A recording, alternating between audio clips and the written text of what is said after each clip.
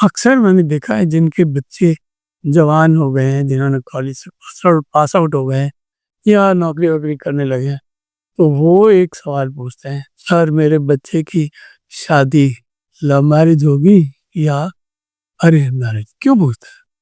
क्योंकि लड़के ने शादी का मतलब पढ़ाई कर ली, नौकरी कर रहा है, ही इज़ बिज़ी, लेकिन पेरेंट्स को शादी की चिंता लगी रहती है। और ये दिल में दुख-दुख लगी रहती है कि वो परदेश में या दूसरे शहर में करता काम या करती है, लड़की है तो वहाँ काम करती है, क्या वो कोई लव मैरिज तो नहीं करने वाली? ऐसा कई बार कुछ लड़के या लड़कियाँ ये भी सवाल पूछते हैं कि मेरी लव मैरिज होगी या नहीं? तो ये आज का टॉपिक है। नहीं, तो लव मैरिज में काफ़ी दिक्कतें आती हैं, क्योंकि कभी पेरेंट्स की मर्ज़ी नहीं मिलती है, कभी वो कहते हैं कि तुम्हारी कास्ट नहीं मिलती है, कभी कहते हैं तुम्हारा स्टेटस नहीं है एंड ना करने के बहुत सारे बहाने। लेकिन शादी तो करनी रहती है, नहीं। तो अक्सर ये सवाल जो है, ये पेरेंट्स ही पूछते हैं कि मेरे बच्चे की शादी कहीं इधर-उधर चक्कर तो नहीं चल रहा है इसका? और अगर चल रहा है, उनको पसंद नहीं है, ये कहीं ऐसा तो नहीं है ये शादी कर लेगा वहाँ? तो आज मैं आप लोगों से यही बताने वाला हूँ कि वो कौन-कौन से नंबर हैं बर्थ चार्ट में जो मैरिज के लिए लव मैरिज के लिए रादर रिस्पॉन्सिबल है। तो नमस्कार, मैं हूँ अशोक त्यागी और आप देख रहे हैं मेरा चैनल ब्रह्मा। अगर आप मेरे चैनल पे नए आए हैं तो प्लीज़ सब्सक्राइब करना मत भूलिए, बेल आइकन का बटन भी दबा दीजिए। तो आइए शुरू करते हैं।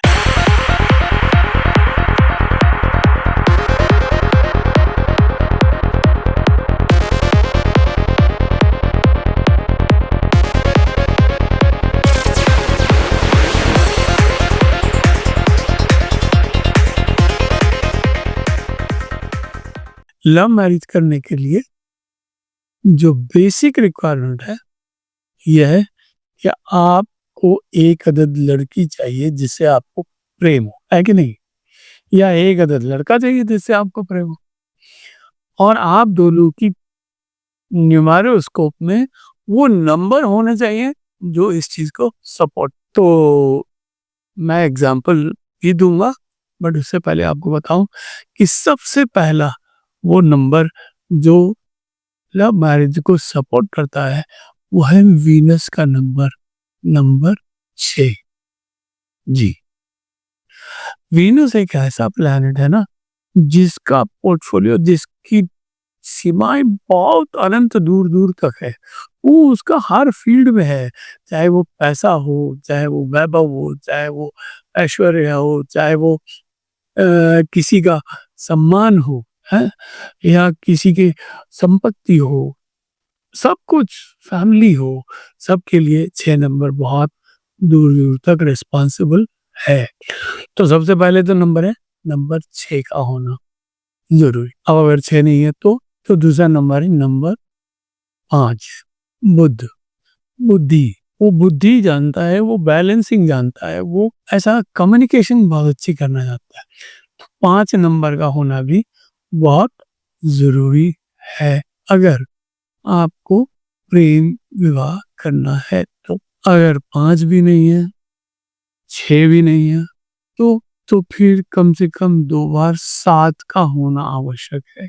अगर 2 बार 7 आ गया आपकी कुंडली में, तो भी आपको प्रेम विवाह होने की संभावनाएँ बहुत प्रबल हैं। परंतु केतु की एक प्रॉपर्टी है वो विरक्ति से, वो आदमी को विरक्ति भी देता है।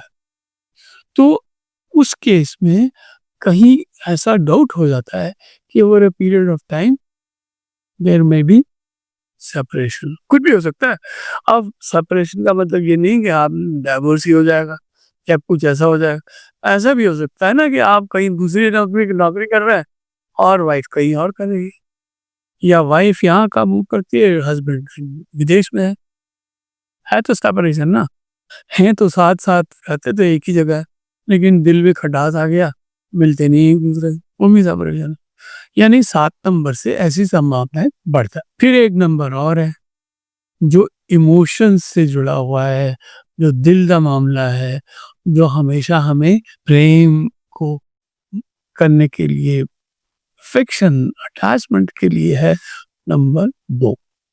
तो नंबर 6, नंबर 5, नंबर 7 और नंबर 2, ये 4 नंबर ऐसे हैं जो प्रेम विवाह के लिए सहायता करते हैं। अब कोई आके ये सब, मेरा तो ये सब नंबर है लेकिन मेरा तो विवाह प्रेम विवाह नहीं हुआ। भाई तुमने कभी प्रेम किया? नहीं, वो तो नहीं किया।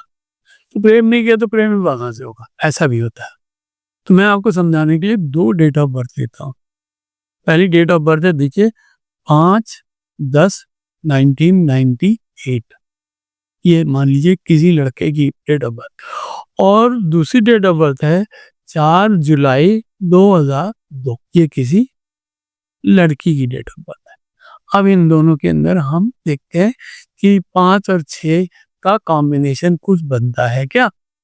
देखिए 5, इसका अगर न्यूमेरिस्कोप देखिए बनाए ऊपर, उसमें 5, 1, 1, 9, 9, 8, ये इसके अंदर नंबर आ गए स्ट्रेट। मूलांक 5 है, क्योंकि 5 सिंगुलर नंबर है तो 5 ही रहेगा, तो मूलांक हो गया 5। और भाग्यांक क्या है? 5 + 1 + 1 + 9 + 9 + 8। अगर इन सबको जोड़ेंगे तो क्या आएगा? 33। 33 को जोड़ेंगे तो 3 + 3 = 6, 6 भी लग दीजिए। तो इनके के पास क्या है? 5 भी है और 6 भी है। अब लड़की का हॉरोस्कोप देख लेते हैं, ओ नंबर देख लेते हैं। वो है 4/7/2002।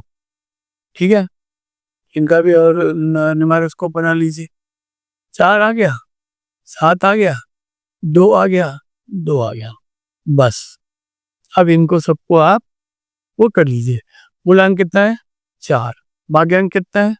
4 + 7 + 2 + 2, कितना हो गया? 2 + 7, 2 + 4 + 7 11 + 2 13 + 2 15, 15 का मतलब हो गया 6। अब देखिए दोनों हॉरोस्कोप में, दोनों न्यूमेरिस्कोप में आप देखिए कि 5 नंबर है, 6 नंबर है, वो लड़की की कुंडली में। और लड़की के पास 2 नंबर है और 6 नंबर और 7 नंबर। तो मतलब दे आर मैचिंग, वो एक दूसरे के लिए पूरक बन रहे हैं।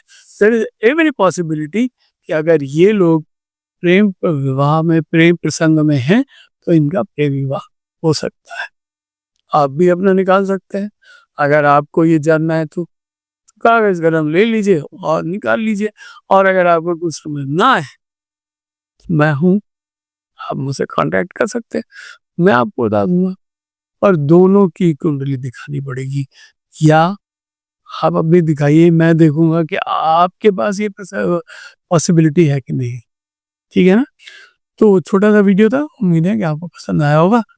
और अगर पसंद आया है तो लाइक कर दीजिए, शेयर कर लीजिए अपने दोस्तों, साथियों, संगियों और फैमिली में। और कमेंट जरूर करिएगा, बताइएगा कि आपको कैसा लगा। और आप ही के कमेंट से प्रेरित होकर मैं अगला वीडियो बनाता। चलिए मैं फिर हाजिर होऊंगा दूसरा वीडियो लेके। तब तक के लिए be happy, enjoy yourself, stay blessed.